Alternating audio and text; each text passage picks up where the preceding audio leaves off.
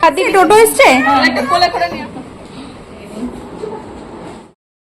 আজকে যে আমার সাথে এরকমটা হয়ে যাবে আমি কখনো ভাবিনি। দেখলে তো আমার আজকে ক্লায়েন্ট আমার কাছে সাজবে না বলে মুখ ঘুরিয়ে চলে যাচ্ছে।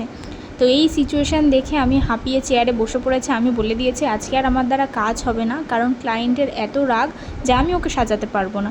এইখানে দেখো আবার সেই জেদ শুরু করেছে যে সাজবো না, আমি বাড়ি চলে যাচ্ছি। তো হেই হ্যালো এভরিওয়ান, আমি মেকআপ আর্টিস্ট মধুমিতা দত্ত।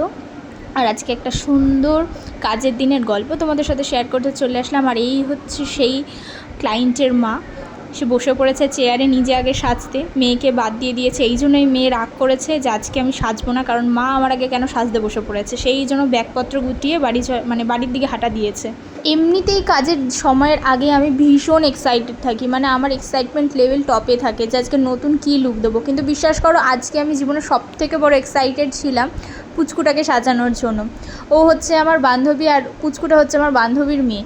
মানে ও আসবে এই এক্সাইটমেন্টটা আমার মধ্যে এতটাই কাজ করছিল, কারণ ও ভীষণ সুইট। মানে ও এতটা সুইট আমি তোমাদেরকে বলে ভাষায় বোঝাতে পারবো না।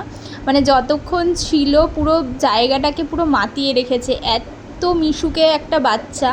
আরও যখনই আসে মানে আমি ওর মাকে মানে বিশেষ করে বান্ধবীকে বলি যে মেয়েকে ছাড়া তুই আমার বাড়িতে আসবি না, মেয়েকে যদি নিয়ে আসিস তাহলেই আসবি, না হলে তুই আমার বাড়িতে আসবি না। মানে লিটারেলি আমি এইভাবে বলি। আর এই হচ্ছে আজকে রিজিয়ার কমপ্লিট লুক। তোমরা সবাই অবশ্যই জানিও যে আজকের লুকটাতে ওকে কেমন লাগছে।